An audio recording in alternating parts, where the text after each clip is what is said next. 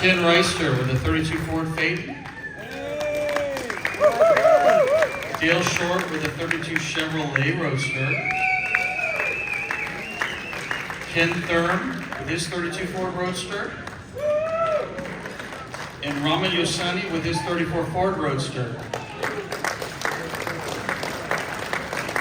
What an incredible number of machines that we've got out there. We're looking forward to Sunday night to find out who's the big winner. Hold on real quick. I want to get a group shot, so I know, Stephen, are you around?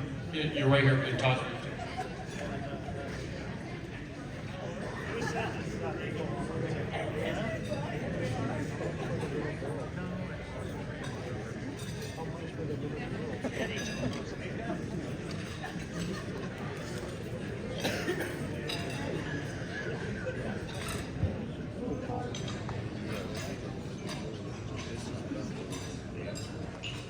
Ed Gazanti with the 56 Ford F100 pickup and the 69 Dodge Charger. Talk about overachievers. Who's stronger than the seat here? Who likes odds? Yeah. John Lamb with the 61 Ford Unibody pickup. Ryan Vickland with the 67 Chevrolet C10 pickup. Cliff Mattis with the 57 Chevrolet convertible. Bill Paul with the 34 Ford pickup. Rod Pierce with the 57 Chevrolet convertible. Steve Rajak with the 31 Ford Victoria. And David Rush with the 60 Chevrolet Impala. 11 contenders, all high-end vehicles, and we're just so privileged to have them here at the Grand National Roadster Show. Big round of applause for them, please.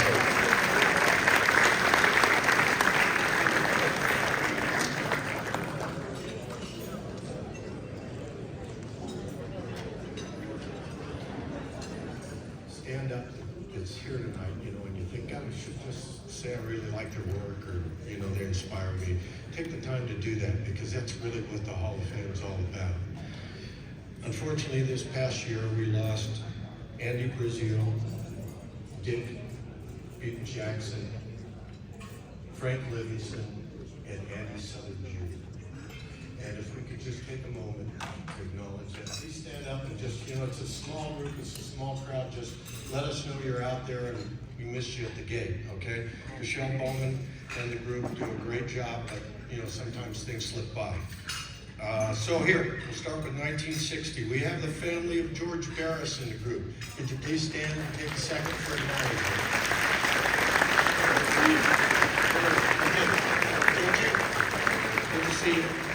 And we also have the family of Wally Parks in the audience today. Great, good to see you. Okay, we're going to move on to 1961, and we have the family of Blackie Gajian in the family. Okay. The family of Spence Murray.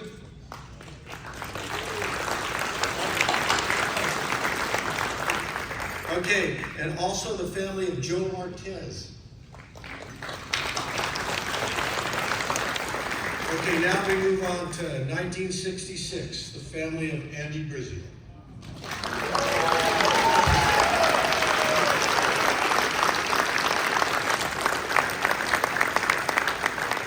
Okay, we have Bob Larrabee Sr.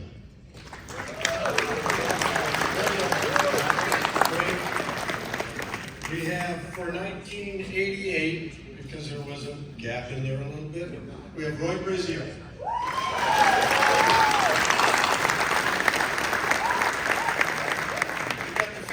Boyd Coddington.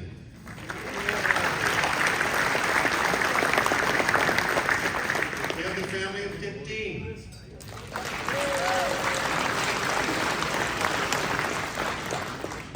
Okay, moving to 1991, the family of Richard Zochi.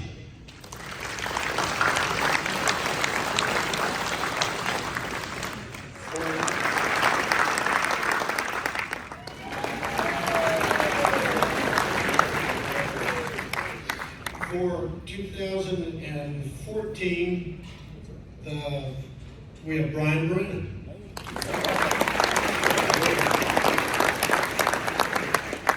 have, for 2014, we have John Buck. And for 2014, we have Penny Pichette.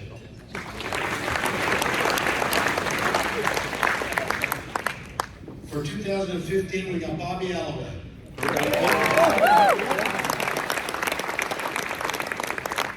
2015, we have Troy Trepanier.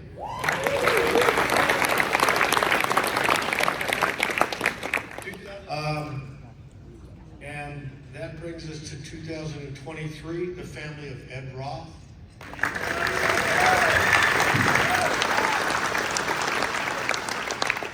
We have Dave Schutten.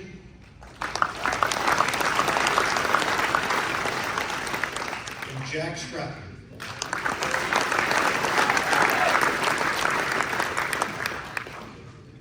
Well, thank you very much. And I'll tell Greg, you guys did a great job. Okay. Now, see, John Buck's coming up to handle the heavy lifting. Okay. All right, thanks. Great job. You know what? Can we get all of the Hall of Fame members to stand up just so that the rest of us can see what group this is all about? Please. Your family up. Please stand. Yeah, let's go.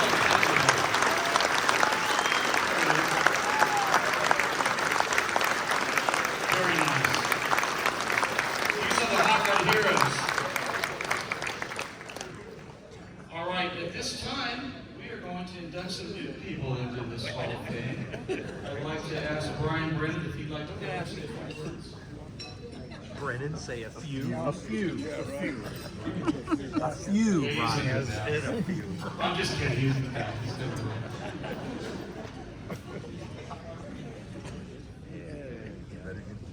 it. Brian, you are going to induct. You're on film, sir. It's Brennan.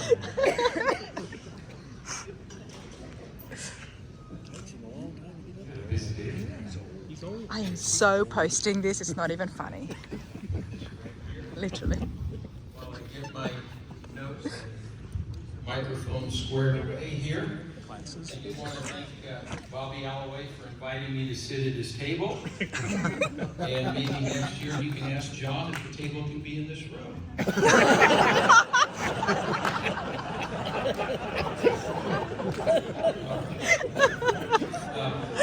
I was contacted about introducing our next inductee, and the first thing I thought someone was teasing me, because no way this individual wasn't already in the Hall of Fame. So I went over the list several times, and lo and behold, he wasn't there. I asked myself, how could that be?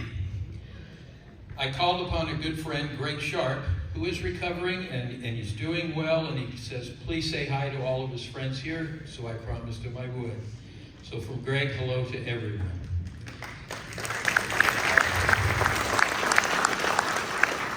As you can imagine, he would dearly love to be up here right now, so I'm going to do my best not to embarrass myself or Pete, all right? We talked about there were several worthy hot rodders, and just from time to time, they just seem to slip through.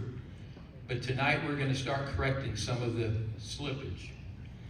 Pete Eastwood's earliest introduction to the world of cars came from Doug, his father. It didn't get much better than having your father be part of your life's chosen journey.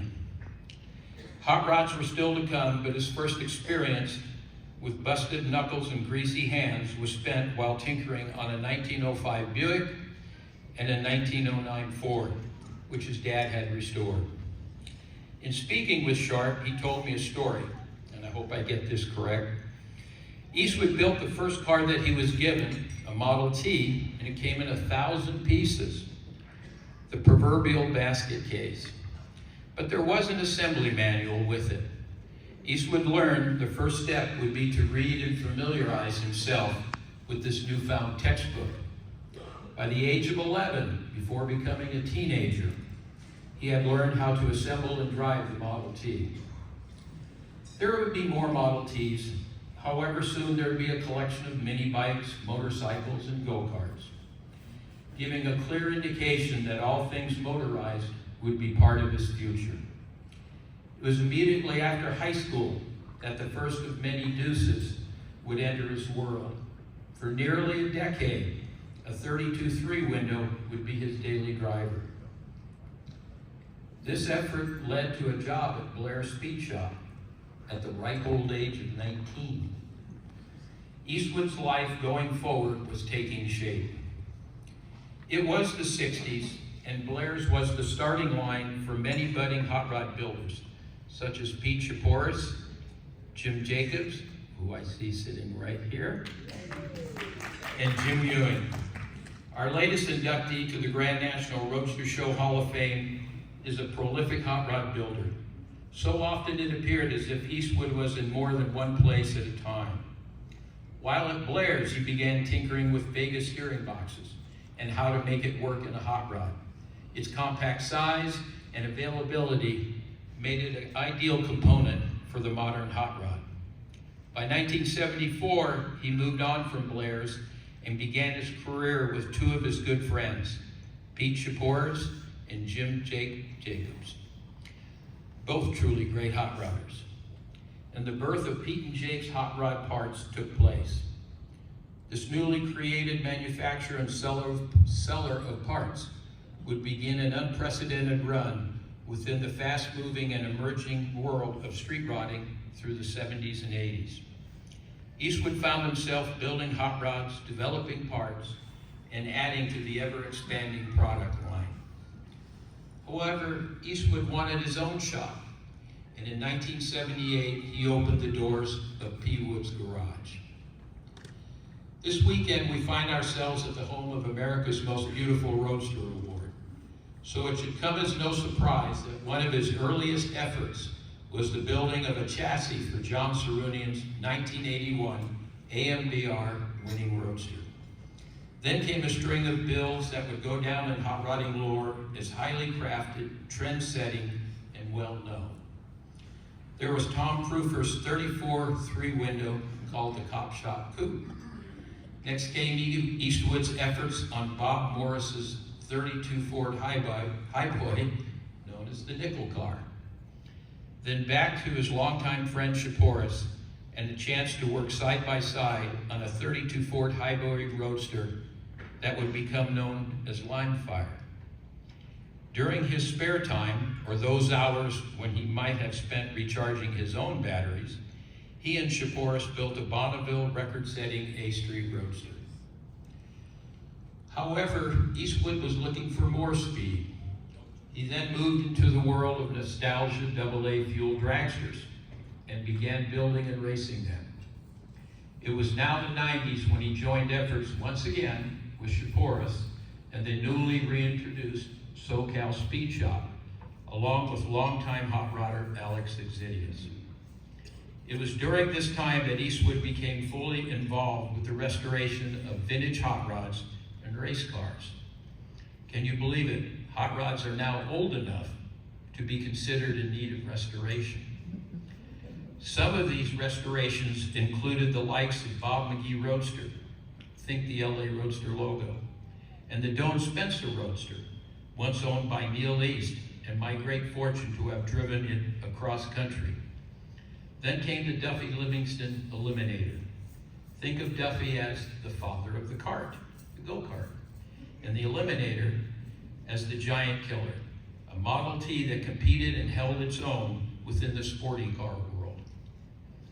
It was now 2003, and the Pebble Beach Concours d'Elegance, where the Eliminator would win the Road Racing Hot Rod Class Trophy. While going over our inductees' history, Sharp pointed out another great story. During the early 2000s, Eastwood spent time working at the Peterson Museum. It was New Year's Day 2003. Fred Rogers, think Mr. Rogers' Neighborhood, a TV show many of us might remember. Bill Cosby and Art Linkletter were the Rose Parade Grand Marshals. And guess who their driver was? Yes, Eastwood. Turns out the Peterson Museum supplied the car for the Grand Marshals to ride in, and Eastwood was selected to be the chauffeur. Shark went on to tell me how people would mention how great it was to see him in a coat and tie. Eastwood's response was simple and to the point. Yes, but you couldn't see the Levi's and tennis shoes I was wearing below. Since leaving the Peterson, he has assisted the Los Angeles County Museum of Natural History with their vintage mechanical needs and continues to work on his own projects. He persists in maintaining vintage hot rods as well as go-karts and motorcycles. He still prepares and shows cars for Pebble Beach. In closing, I would be remiss if I didn't repeat one more great Shark story. In 2017, at the 75th anniversary of the 32 Ford, next door here in Building 9, Shark tells us Eastwood talks about having worked on, or in some fashion, touching 25% of the all-time 75 32 Fords on display. Now that's an accomplishment. Most days you can still find them in P. Wood's garage. So should you wish to spend more time visiting Pete Eastwood, that's the place to go. Now, let me invite to the stage the latest inductee to the Grand National Roadster Show Hall of Fame, Pete Eastwood.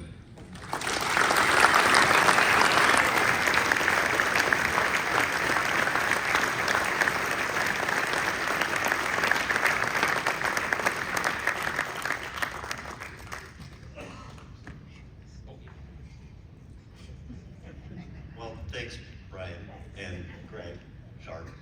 A couple of my friends encouraged me to not turn this into one of my long and painful storytelling sessions. So this hot rod thing that we all do, I've never quite figured out if it's a hobby or a sport or an industry. And I think for some of us in this room, it's kind of all of those things. And that kind of really boils down to two elements, and that's the people and the cars. And you meet a lot of people along the way when you do this, and so out of that group of people, you make some pretty good friends. And I'm lucky to have a table full here and a few more out there in the room, and I'm very thankful for that.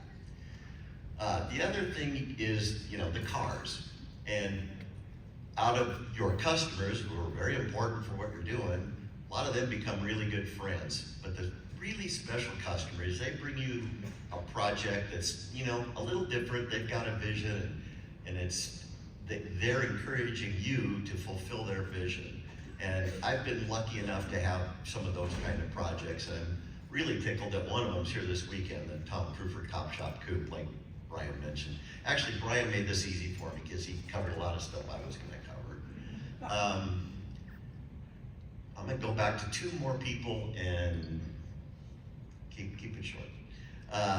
Two really important people at the very beginning of this deal for me. One is Don Blair from Blair's Speed Shop. And Don was a pretty special guy. Tall, quiet man, huge racing background, oldest continually operating speed shop to this day. But Don gave tons of people opportunities and encouragement with their racing and their hobbies and their skills. And 53 years ago, he saw something in a 19-year-old kid from the neighborhood that fancied himself as a hot rodder and offered that kid a job to do fabricating at his speed shop. And I owe big thanks to Don Blair.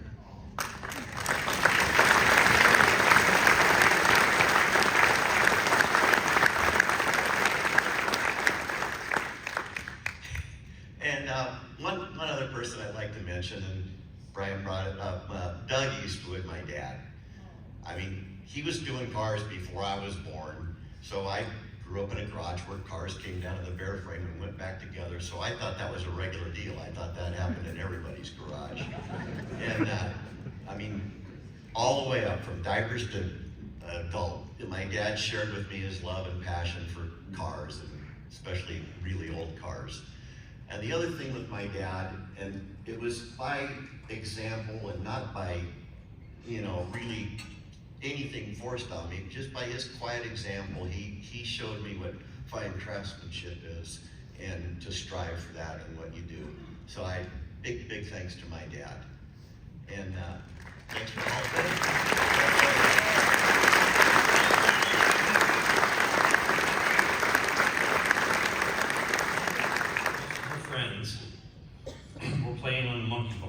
She was playing on the Monkey Mobile, Milk Truck, Turnpike Hauler, just to name a few. In the 80s, she would take Bart after school to the Oakland Coliseum, look for an open door, and make sure to have the booth stocked and set up before the show opened. In the later years, Terri and I would reconnect after high school at guess where? The Grand National Roadster Show in the San Francisco Exhibition Hall. In 2016, after a respectful dating period, forgot about that part, and Andy checking me out with Art Hemsel to make sure I was all right. We were married, and this year we celebrate 25 years.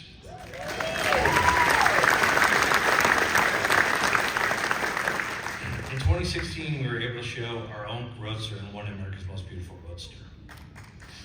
In 2023, Terri showed a tea bucket that was originally Andy's Instant Tea and was built at the Grand National Roadster Show on the stage in 1968. It was a special project, and so glad that we were able to share it with Andy. It received a Bruce Meyer Award at the show. Today, Terri is a huge part of our success in the fact that she keeps me grounded, keeps me in my own lane. When I start doubting myself and what I can achieve, she keeps me straight and in my lanes. All right. To sum it up, in 57 years, Terri's missed one Grand National Roadster Show. Wow.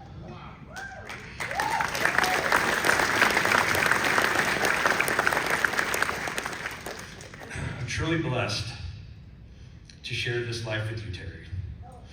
As we continue down our path, making memories, and remember, the best is yet to come. It is truly my honor to induct to the Grand National Roadster Show Hall of Fame my best friend, my wife, Terri Hollenbeck.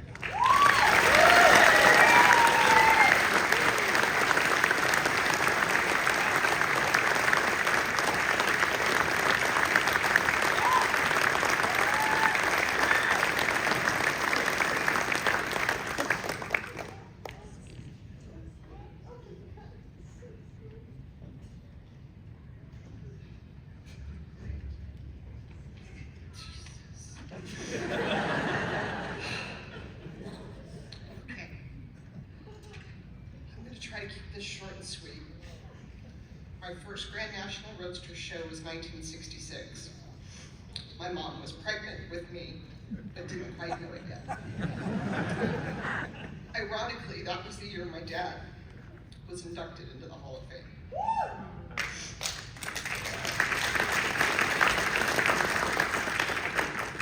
In the beginning, I'd be crawling on chassis in the booth, taking pictures in some wild cars that were pretty cool in my eyes.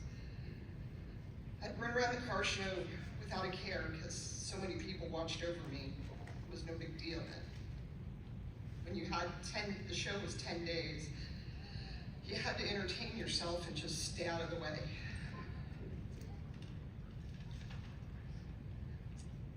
Through the years, at the Coliseum, I'd run up in the seats, roller skate through the show, sold more t-shirts than I could ever count. When I was able to attend the Hall of Fame lunches back then, they were small in a little tiny room, and it was pretty entertaining, and the stories were pretty amazing. In 1998, when the show was in San Francisco, I reconnected with a high school acquaintance. And that worked out pretty well. In 2014, this is a tough one. We started our roadster. My dad said,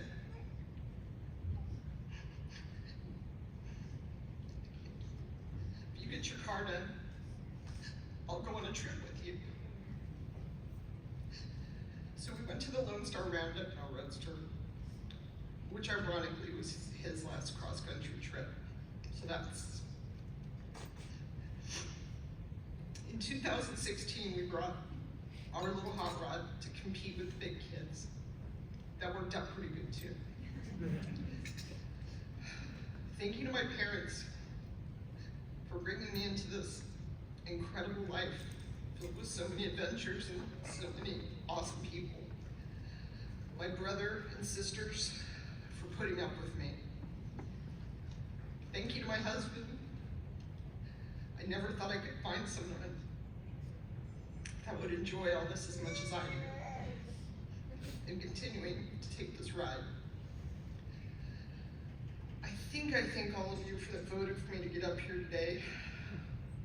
Thank you, John Buck and your crew, for holding on to this great tradition. Thank you.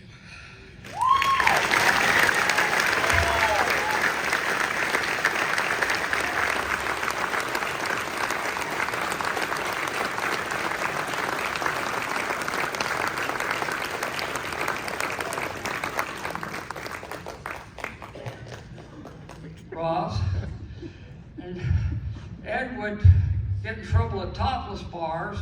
Every once in a while, he'd have an irate husband catch up with him. So Ed Fuller would come in, beat up. But there were so many stories, I'm getting sidetracked here. Ed was a hero. When I first met him in 1966 in Albuquerque, I didn't care for him. But later I found out that he was really a hero, kind of a swashbuckler, actually. We had a 3-day altercation with the #1 biker gang in the world. So Ed would peel these guys off, get rid of these guys, because they were trying to get extortion money. Now, I remember me and Jake were together there too. And I remember that day on Friday, beginning of those 3 days, and Ed told me, he says, "Bob, I don't want you boxing with these guys when they get here." And I thought, oh man, that's a relief. And Ed says, "Your gun's hidden over the speaker." And I look at the gun, and it's a nickel-plated 25 caliber revolver. I said, "Ed, this is a girl's gun." So, anyway, Ed was successful in peeling off the meanest biker gang in the world off his back. But every day was some kind of thing. Now, Jake went with Ed cross country on a number of car show exhibitions.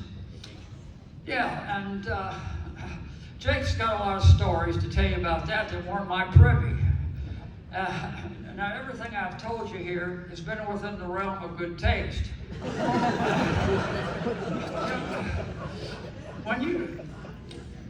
We loved Roth. You know, the thing about working with Ed Roth, and I'm saying this in a positive, poetic manner, but working with Ed Roth was like being a cabin boy to Blackbeard.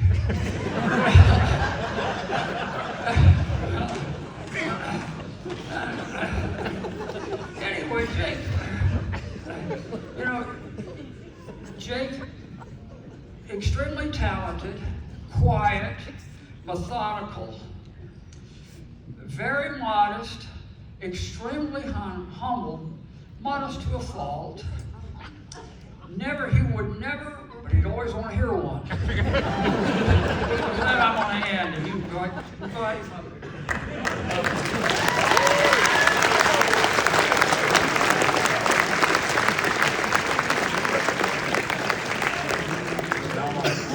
Pleasure and joy in life to bring my dear friend Jim Jacobs up here to be inducted into our group.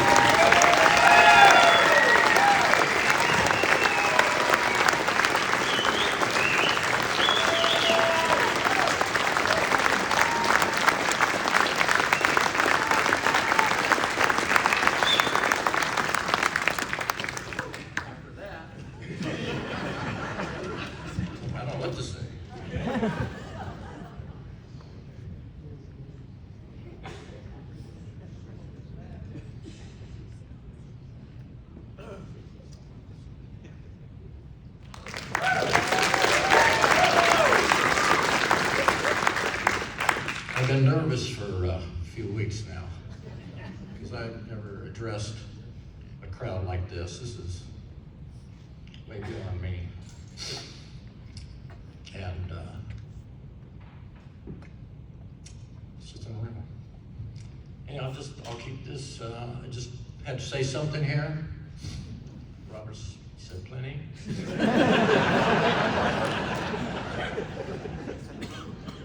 But it's all true. There's no exaggeration there. It was a great time we had at Ed's and the memories that are just amazing, you know. And I met so many of these people during that time working for Ed. So when I first heard I was nominated, a list of all the names of the former inductees, and I read every name, 187. Names of heroes from my youth. Custom car painters and builders like Dean Jeffries, Larry Watson, and Junior Conway. Men I worked with, Ed Roth, Tom Medley, and Gray Baskerville at Rod & Custom, and Pete Eastwood.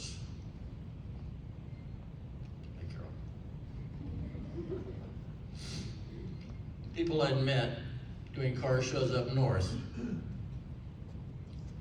Blackie Jajian, the Brizios, Andy and Roy was the and a host of friendships going back 60 years.